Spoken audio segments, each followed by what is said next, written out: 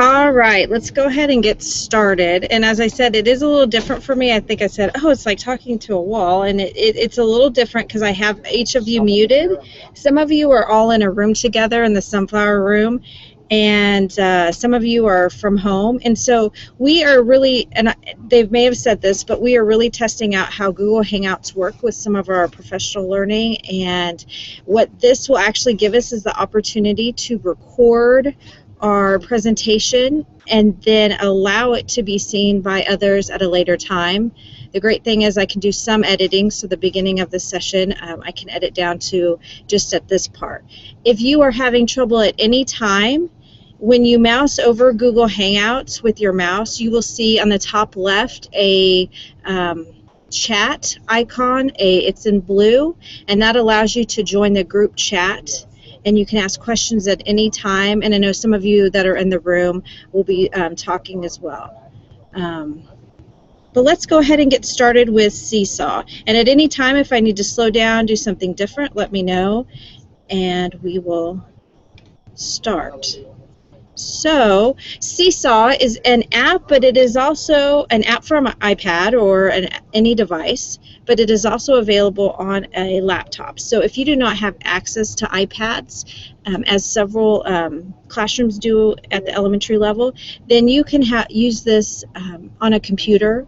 Students can log in, and you can also log in from the computer as well. So it has multiple platforms, which makes it very nice for a BYOD situation where students can utilize their own devices at the secondary level. It is a digital portfolio tool, so over time students will be able to have a collection of all their learning in your classroom throughout the year. And you can have some options for parents to be able to see the work as well. So we're going to go over today an overview of Seesaw, talk about the steps in the process, and then how to get started. Then once we've done kind of the preliminary front loading of Seesaw, we're going to dig in and try it out where you are the students and you're going to join my class and then be able to post and see how that process works. And then from there we're going to start creating your account and manage the class, which will allow you to have additional settings. So if you want to set up a class blog, if you want to have parent access, allow students to edit each other's work, there's a ton of settings available. And so the managing of the class is a big component I want to make sure we hit on. And then parent access is mentioned, and I've got a few examples, and then of course time for questions. So going on, let's talk about just overview of the steps of the process. First off, teachers are going to create a class, and we'll give you time to do that. And then when you create a class, you can either choose two different ways for students to log in. We recommend for K2, 3, students use the QR code, so they just have to scan a QR code and be able to log into Seesaw without having to put in a username or password. Older students can use their Google login. So everybody in Blue Valley, every student and teacher has a Google login where they put in their Blue Valley credentials, their email address and password. So that's a way students can log in, and then when they do, they can post with step 2 artifacts of learning. So they can add photos, videos, drawings. They can take pictures of their work on paper and load it. They can also utilize some annotation tools that will then show some reflection on that work. Once students upload with step 3, they can approve the journal items. So they can go in, and before anybody sees it, they can approve it, and then that allows parents to view it once approved using the text message or email notification feature. And we'll go over that part later. Then over time, Seesaw will build this digital portfolio under step 4 for student learning. So over the course of the year, students can see what they've learned. They can go back and take a look, and teachers can go back. Teachers can take a look at individual students or as class projects. Now this is a list that was provided by Seesaw, and I'm not going to read this to you, and we will have it available to you, but there's just a few things I want to point out that I thought might be helpful if you're thinking about, I don't know if Seesaw is the best thing for me. So the first off is it is not meant for a one-to-one environment. In Blue Valley, we are not one-to-one, and so it, again, as I mentioned, multiple platforms. So an iPad, an iPhone, an Android device, a laptop. Students can all use it from a web browser or from the app. It's designed for students to independently add their own items. So as students finish their work, they can then automatically upload and add that. And as it says, it takes the burden off teachers from adding the work individually. And what I really like the bullet 3, especially for our shared cart model, we don't have to figure out which number the student work was on, which iPad number. We know that once students who develop a workflow, once students finish a project, they automatically upload it to Seesaw, and then it appears on any device. It is a safe space. It's very secure. They've updated their privacy policy so that students can provide enough information to that it's in a safe, secure environment. And then parents can connect easily, very easily. They've got a lot of tools for you. From here, I just want to show you, from a student perspective on an overview, where it says, why would I want to keep a journal? They actually have a student presentation guide, and this is a slide from that, and I have linked on our site this guide as well. But when you're talking with students, they would say, why would we want to do this? It's about sharing work, it's about joining the conversation online, and it's a great way for parents to see your work. So again, these bullets are just something that give us another advocacy for using Seesaw and for posting our work. Here's a video. I'm going to attempt to see how this works on Google Hangouts. So if anyone in the room, and I know Jillian's been texting me, wants to text me if you guys can hear this, but it is at a perfect overview. It's a minute and a half.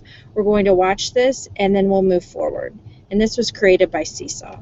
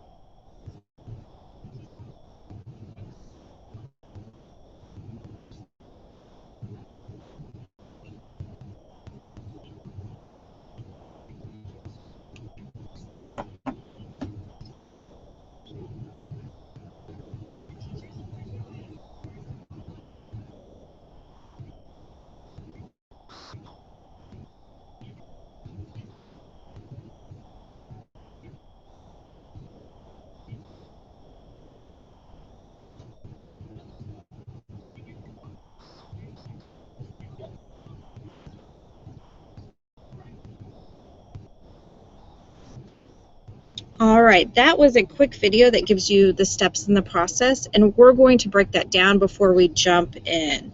So let's go on to the next slide. I'm going to give everybody a chance. I'm going to escape here to make sure if we have any outstanding questions. I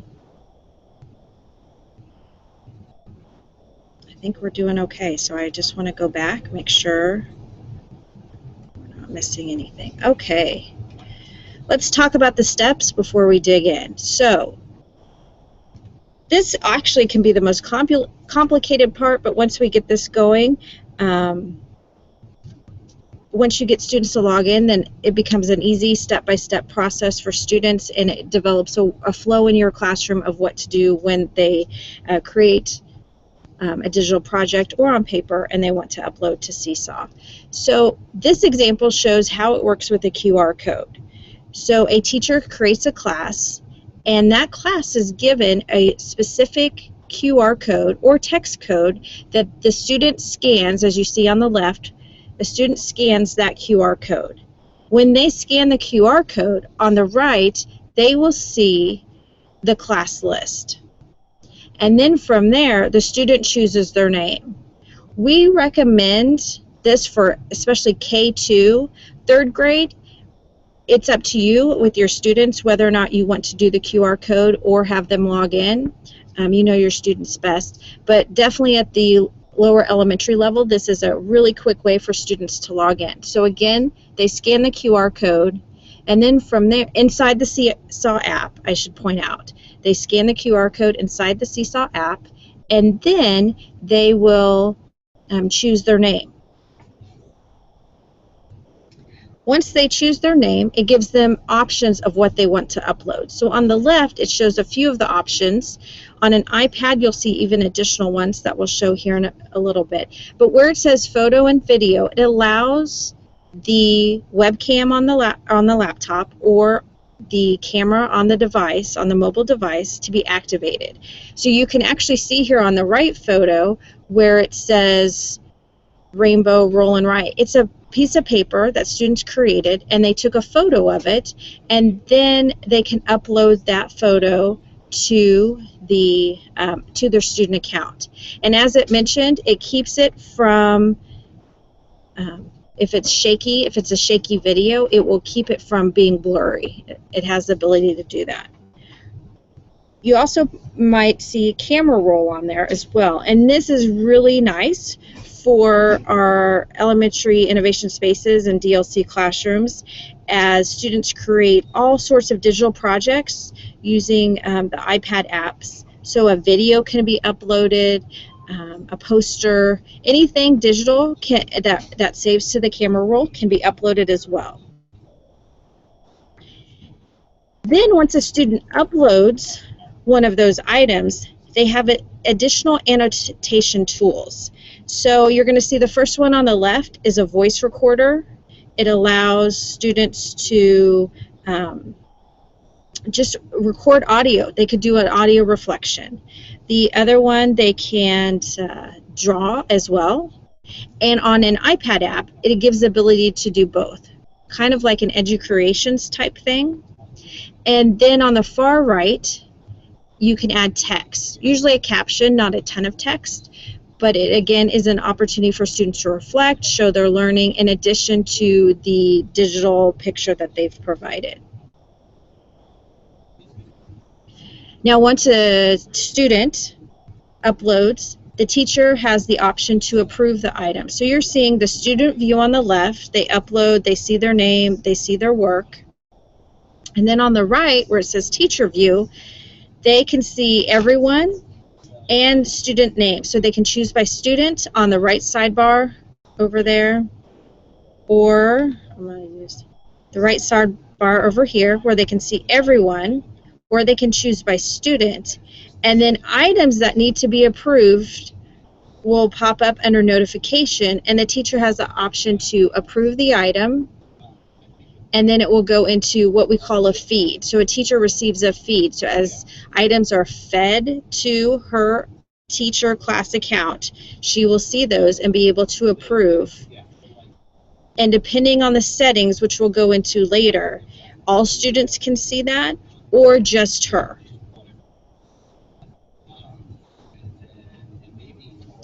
And the one feature that everyone is loving right now is the parent access feature.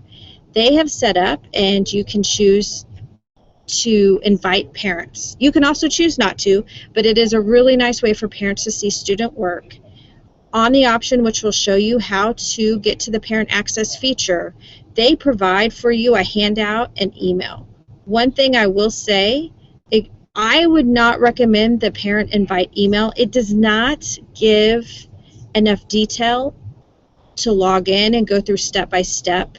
The parent invite handout, which you can see over here on the right, is great. It tells parents exactly what to do and how to, like you can see here, it says Adam is the student name, and this QR code goes to that specific student. So the parent invite handout is a PDF document with the names of every student and a QR code, which will be great for back to school night, parent-teacher conferences, that way to get parents involved. We do have a step-by-step guide available on our website. If you want to grab that now, you can. If not, we are going to go ahead and dive in and try this tool out. So I'm going to pause for a few seconds, see if there's any questions, and go from there.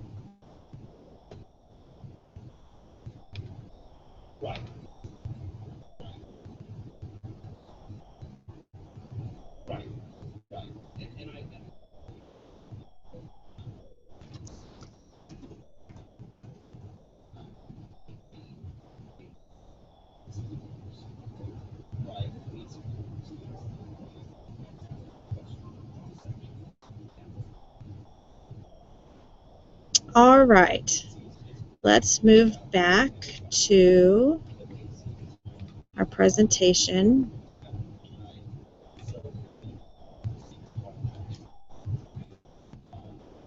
Go ahead, and if you have Seesaw available on your iPad or iPhone, go ahead and open that. If you are on a laptop, you may want to go to seesaw.me to access it. And when you do that, I would like you to choose I'm a student.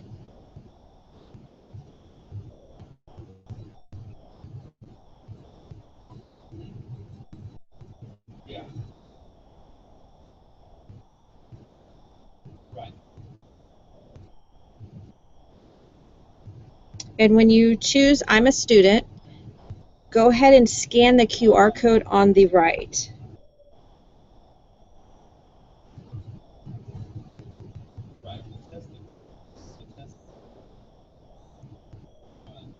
Please put in the chat if you're having any trouble scanning.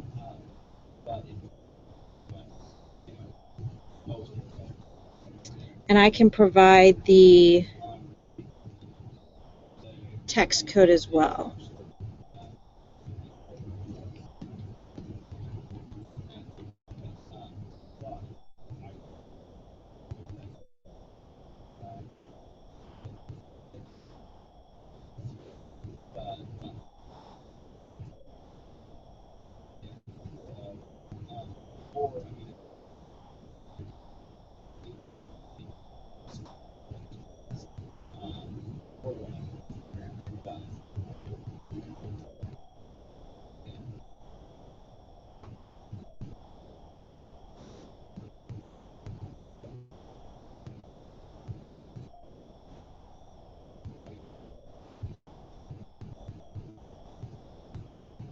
All right, want to make sure I give everybody time to do that. If you're having trouble, please let us know in the... Yes, and let's talk about how older students log on as well. I just received a question, how do older students log on? So we're going over right now the the QR code for younger students, but for older students, they would just choose I'm a student and be able to put in their username and password. So it gives them that option as well. So when you choose I'm a student, where it says email/Google account, at that point, students will just put in their Blue Valley credentials, their Blue Valley email address and password. And at that point, it will recognize the student, and they will be able to upload their information just like it would the rest of the way through. So this is the only time that it deviates between lower elementary with the QR code. Okay, we're ready to move on to the next part. Let me make sure everyone's in.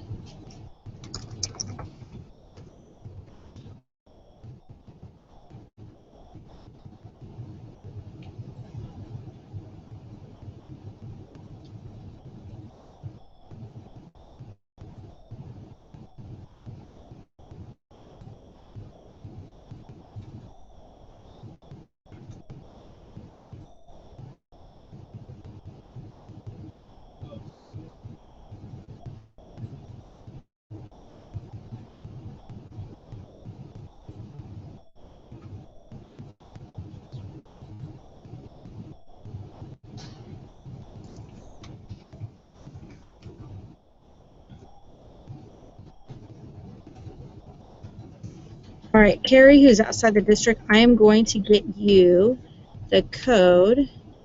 And if you see this, you're seeing what the teacher sees at this point. I'm going to get the text code. The text code is valid for 15 minutes. So I can't do it ahead of time. Here's the text code. Carrie, there is a text code right there. You're going to put that in versus the QR code.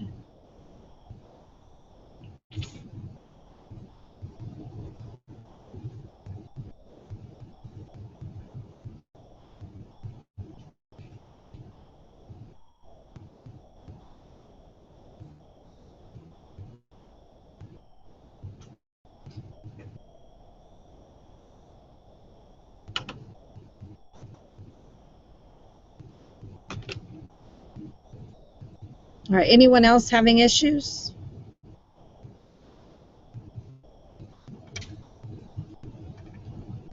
All right.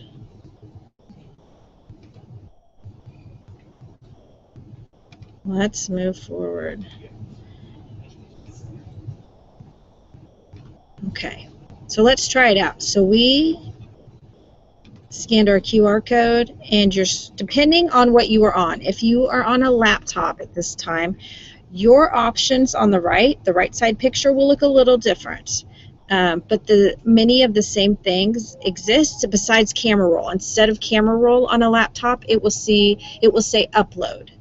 And that means it will upload directly from the computer. So if a student has an item saved to their student drive network folder, then they can upload it there using that upload feature. So here are some of the things that students can upload. Photo and video we talked about. It activates the device camera and they can take a snapshot. Again, camera roll allows you to access anything from the Photos app on an Apple device. On a laptop, it's called Upload. Note is a journal entry. It's basically a notebook paper that students can write a journal entry and upload that as well.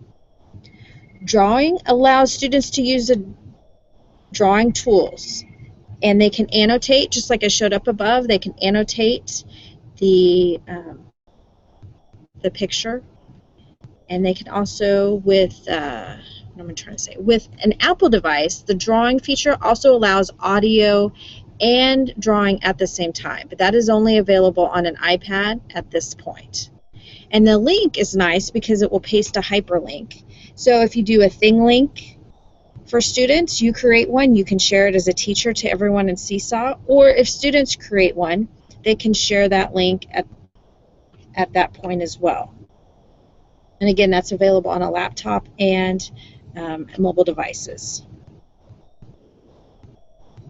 So for this example, and I know some of you are on a laptop, some of you are on an iPad, so whichever works for you, where I say camera roll, it would be the upload button. But go ahead and tap camera roll, and folders from your Photos app are going to appear. And if you are using a brand new iPad, you're not going to have anything in there, but hopefully you have a few photos in there that you can just choose one. It doesn't matter what it is.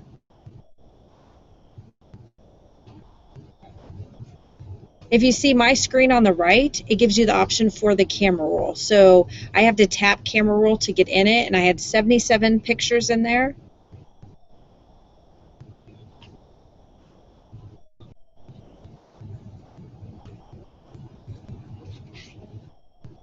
And then from here, you tap a photo, you just tap on the photo to add it, and it goes into Seesaw looking similar. This is a picture of a map, and it looks similar to this with the X on the left, a check mark on the right. And then those annotation tools appear on the bottom. So even when you upload a folder, additional annotation, or folder, a photo, additional annotation tools appear, as you can see on the bottom. So I'm just going to take a couple seconds and make sure everyone's able to upload a photo.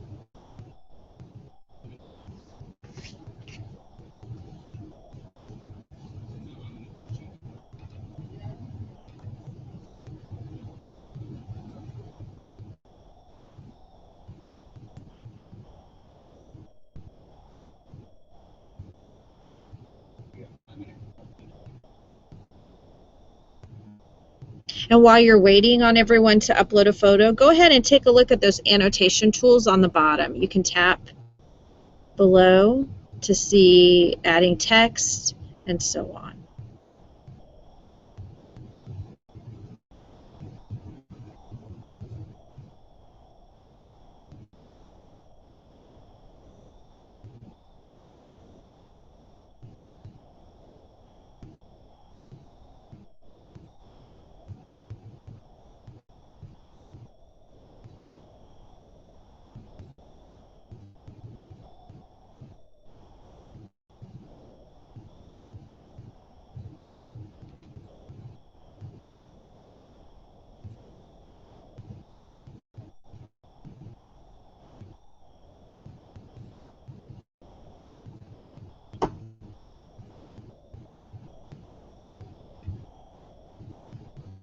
All right, let's talk about this real quick, those annotation tools. Down at the bottom, you can see where you can rotate the photo, add audio to the photo, and depending on what device you're on, you may or may not have all of these options, so audio may or may not be there. You can draw, so if you want students to circle Kansas or maybe put where we live, they could do that. And then they can add text with the T, and it just pops up with a short box that allows you to add text.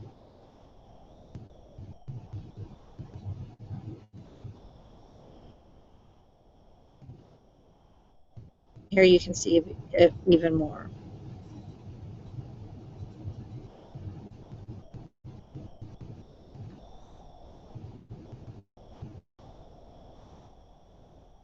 So for this, if we choose the pencil icon right here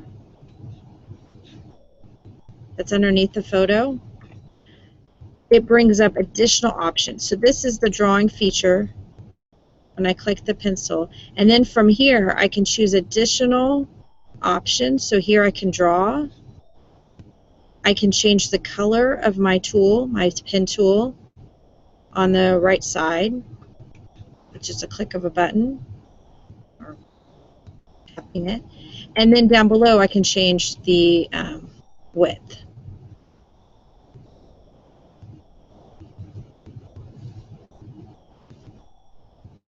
Now for this, students could just upload the picture and not utilize any of the annotation tools.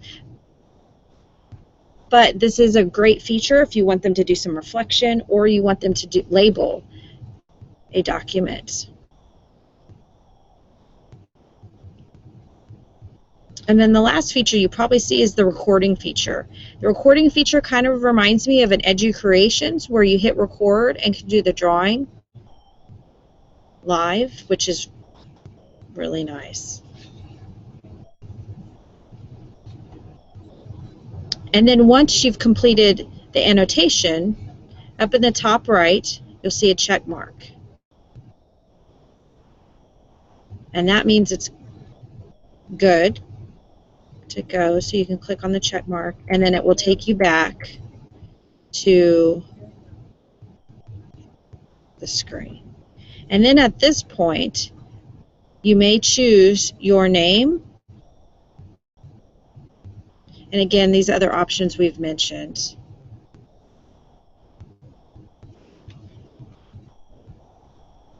So at this point, you will click on the X, or not the X, the check mark, and then choose your name.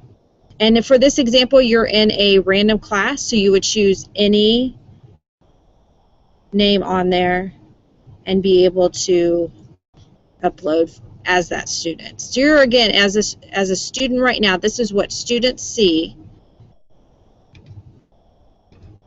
when they are when they first log into Seesaw. This is the process that they would go through.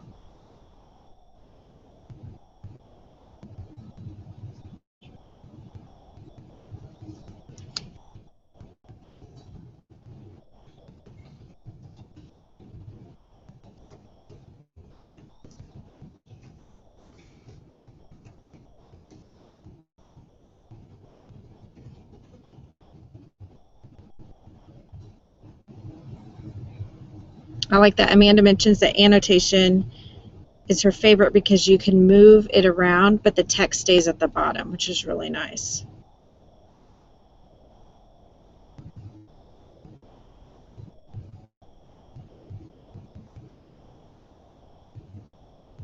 Okay, is everyone able to upload at least one item?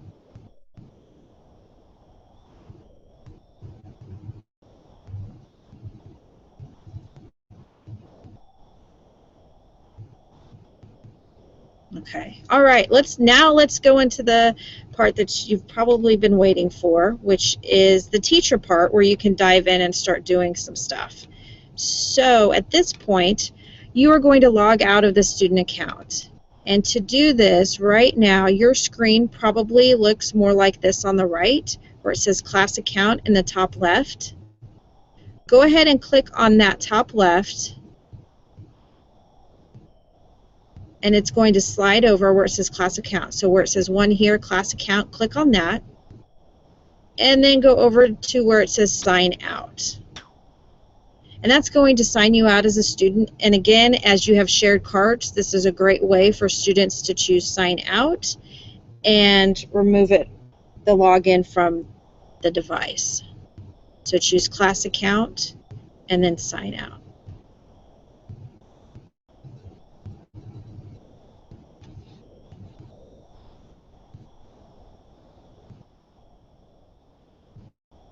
Okay, so now let's go to the web or iPad. And at this point, since you've logged out, you have the ability to choose I'm a teacher. So depending on which device you are on, you will see the ability to choose sign in, or you may just see I'm a teacher, and you'll choose that. And then the option to sign in with Google, I would definitely choose that one, because in Blue Valley you can sign in with your Blue Valley credentials. So if mine is rmunson@bluevalleyk12.org, so it's your full email address, and then the password you use to log into the computer. I have a short GIF on this that just takes you through what that looks like. So you're going to enter your Blue Valley address, and then where it says organizational Google Apps account, click on that, and then you have to click on the username again to put in your Blue Valley credentials again. So technically the first time you do it, you have to put your Blue Valley credentials in twice. So this is going to go in a loop.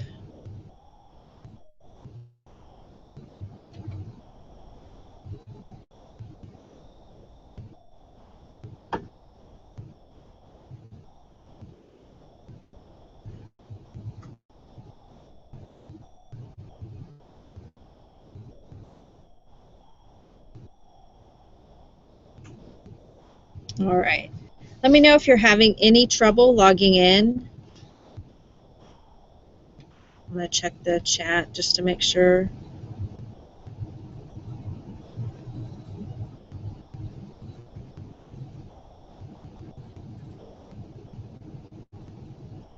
All right. I am going to move forward. It looks like everyone's okay. If not, holler at us on the chat.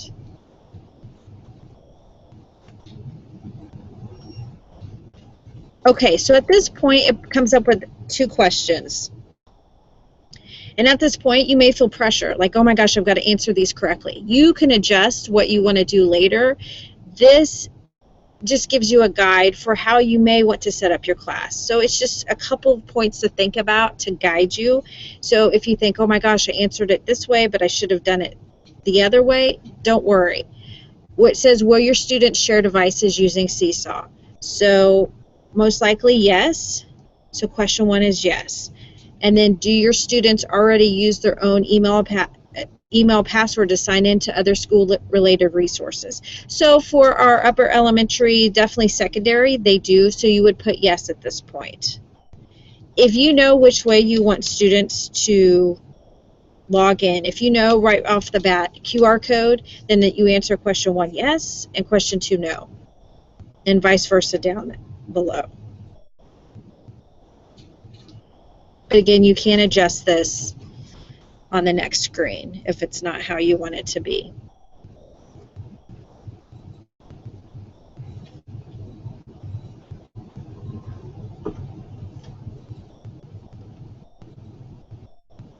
So next, it asks you to put in your class name and grade level. So elementary, you may just choose your name for the class name. I know we have several library media specialists in here. This is the part where, at this point, I would suggest in this training, go ahead and just put one in for now. We will talk about how to do co-teachers and what that looks like. But for now, go ahead and just have a class, a test class that you can use, along with grade levels. I believe grade levels, it may let you just choose high school, but it may have you choose a specific grade level. Either way works. It's not, you can choose any grade on there.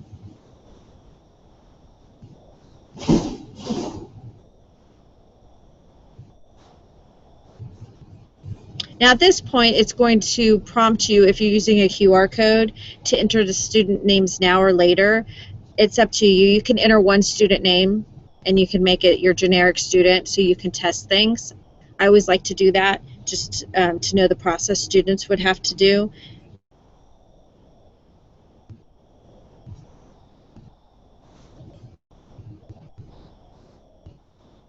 Now here's the most of the time when we train with this is where our questions come up on the settings. So for me, if you could click in the top left your name, where mine says Mrs. Munson over here in the top where it says 1. Yours is located on your screen probably in the top left.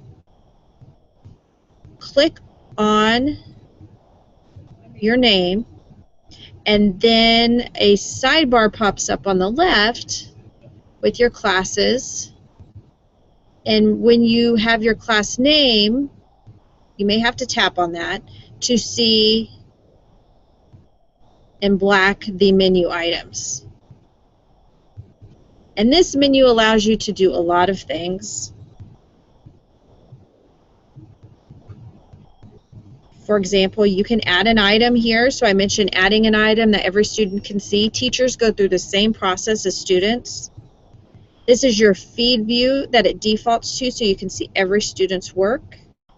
Calendar view will allow you to see when students turned it in. So if you have 20 students that turned it in on May 5th, and then a student turns it in on May 6th, it's an easy way to see who turned in what day.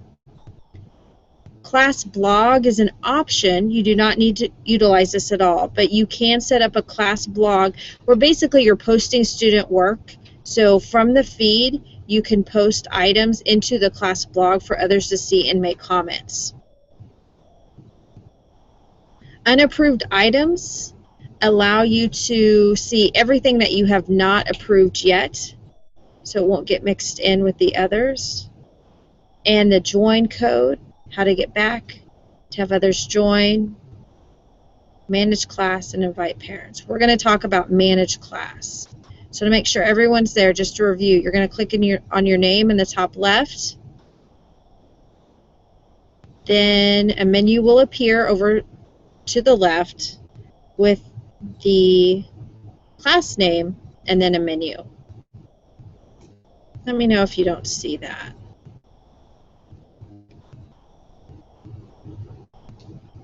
Okay. Thank you, Amanda. Let me know. All right. All right, let's go to the next part. So go ahead and choose Manage Students, or Manage Class, I'm sorry. Choose Manage Class from that list. And then you're going to see your class name up at the top. So this one says it's a test class. I can change my class name at this point. I can change my grade level. Here for the library media specialist with me, Manage Teachers allows you to add additional teachers to the class so you could co-share with a teacher. I will say this, for the free account, I believe it adds, or I know it adds just one teacher. So for schools, which is a paid upgrade, you can have, I believe, up to 10 teachers on a class. But for the free version, Manage Teachers, this is one way to do it. You can add a library media specialist to the group. Okay. From here where it says students, this is where we get the most questions. So right now it says student sign-in mode. I have it set up as email Google, so this is what an older group of students would utilize. I can choose manage students to go on and do some more features with managing their accounts. You can adjust student likes and comments. So if you do not want students to be able to like and comment on other work, you can turn that off. Here it says students can see each other's work. Right now it's slid to on. You can slide it over to turn that off, up to you, however you want to do that. You may want to start where they can't see it and then later slide over.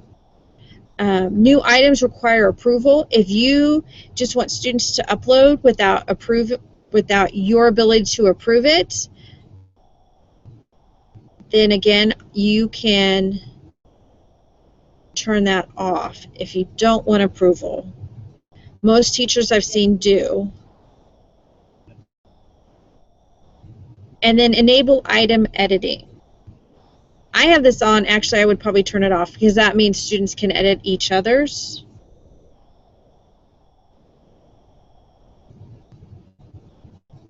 But this is the student mode. So again, here are all the options. I highlighted the ones that we get the most questions on. Scrolling down, you'll see parents, enable parent access. So if you want parents to be able to see their child's work, you'll slide this over. It defaults to off. And again, enable the class blog. If you want to set up a class blog, you just slide that over. And this isn't a one-time manage class. You can at any time come back to this setting and adjust it if you want to make changes. And over time, as you use Seesaw, you may become more interested in the folders feature. So, for example, all your math assignments are in a folder, and so on.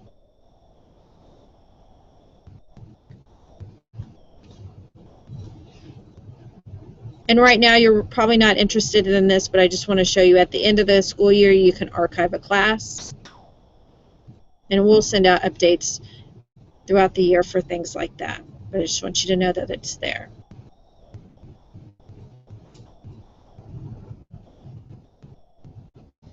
Back under that menu,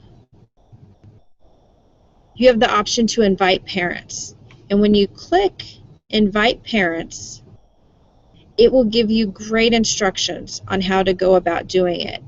Like I said, the email is not my favorite way to introduce parents to it because it is so vague.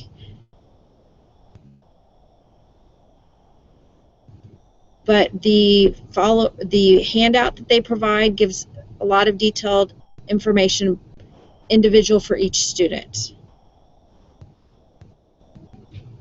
And this is actually the handout that Seesaw provides to teachers to take you through step by step. We will post these later, but Seesaw has great resources online. There is tips for setting parent expectations, back to school night resources. These are just handouts to get you started with parents and introducing it to them. I know Jillian is going to share at the end of this a back to school night handout that a teacher provides her parents. And if they are app users, have a mobile device, then there is a specific parent app that they can utilize. And that is available on the Seesaw handout that is provided for parents. Okay, a couple things because I know we're going a little long with this. I want to show you a couple examples of what we've seen it used for. Here's an example of uploading a map and then the student just annotating it. Here's an older student where they uploaded an essay and then other students provided comments. Here a student uploaded a picture of a final solution to a circuit problem.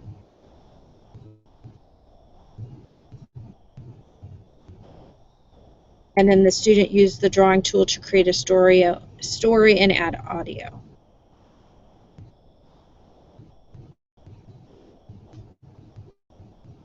There are a ton of resources available for our students and for you using the Seesaw Help Center site. They have a great Twitter account. If you utilize them, tweet them out. They provide free swag. They are a great free resource for our teachers and our students. Okay, so at this point, we've gone through all the nuts and bolts of using Seesaw. We've tried it out, and now it's time to play and go through it and just troubleshoot, see what you like about it, what you don't. For this Google Hangout, this is the end of our presentation, but before we leave, I want to make sure there aren't any questions, so I'm going to bring up the chat feature right now. If anybody wants to ask questions in the chat area, please do. Or you could unmute yourself and ask a question so the whole group can hear, whichever way you would like. But we'll do that for the next 5 minutes, and then at the end, I am going to end this broadcast. It will be live. I'm going to edit a few things at the beginning.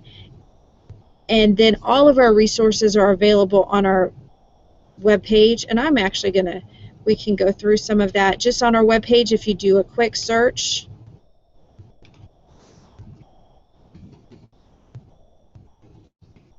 For Seesaw, you will find our guide, additional resources, and so on. So from the EdTech website, you can type in Seesaw from the search bar and be able to see additional information. And we also, if you follow us on Pinterest, we have a Seesaw board that we are always finding things and posting to as well. So if I know many of you are Seesaw fans or are Pinterest fans, then you can automatically receive our updates using Pinterest.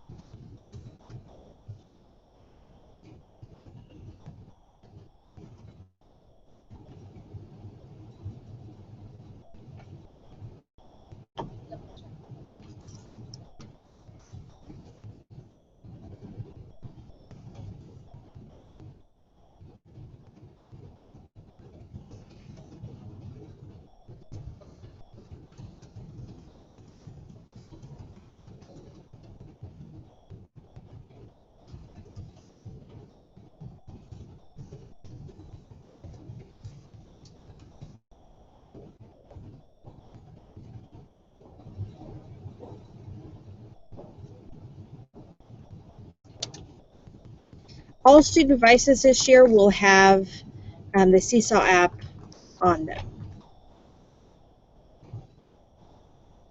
And then Amanda asked about changing the class name at a later time, and under the Manage Class feature I showed, you can change the name at any time and add a teacher also at any time. So there's Manage Class features you can come back to. So if halfway through the class you want to change a few things, you can do that.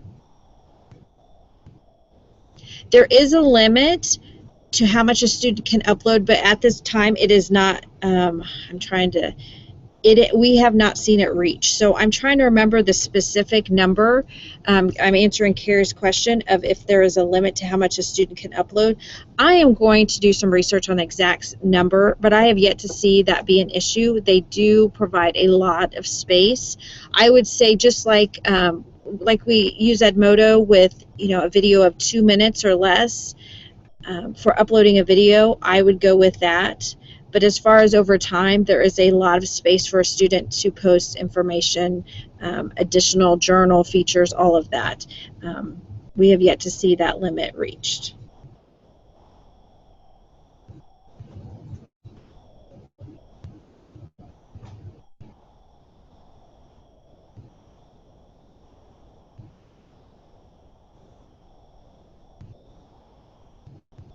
Carrie asked, can they delete prior posts if they want?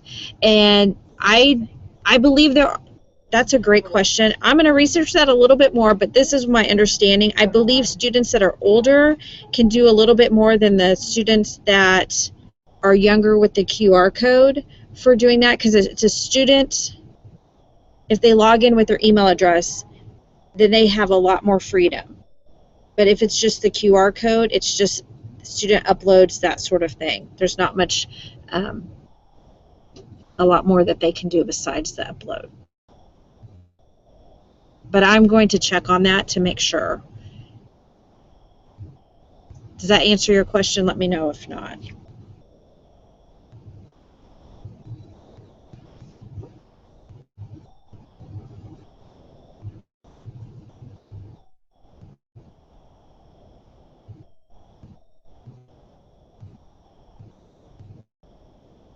All right, any other questions?